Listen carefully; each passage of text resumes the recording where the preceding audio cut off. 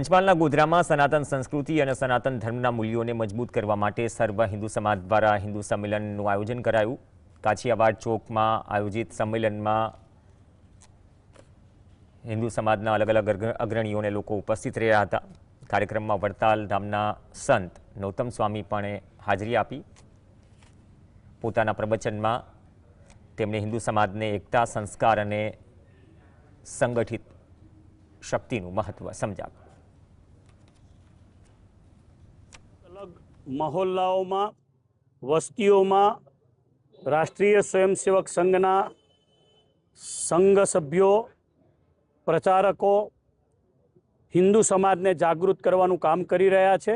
એના ભાગરૂપે આજે અહીંયા પિંપુટકર વસ્તી વગેરે ભેગા થઈ અને ખૂબ મોટા પ્રમાણમાં હિન્દુ સંમેલન યોજવાનો પ્રયત્ન કર્યો। રાષ્ટ્રીય સ્વયંસેવક સંઘને 100 વર્ષ પૂર્ણ થયા એ લઈને શતાબ્દી વર્ષમાં અલગ અલગ કાર્યક્રમો કરવાના નિશ્ચિત થયા। શરૂઆતમાં વિજયાદશમી અને એના પછી ઘર ઘર સંપર્ક, દરેક ઘર સુધી વિષય લઈ જવા એ પ્રકારનો કાર્યક્રમ થયો। અને અત્યારે દરેક મંડળ અને વસ્તી એટલે મંડળ સ્તરે એટલે કે 4-5 ગામનો એક સમૂહ અને વસ્તીમાં 10,000ની એક વસ્તી એ પ્રકારનો માપદંડ નક્કી કરેલો છે।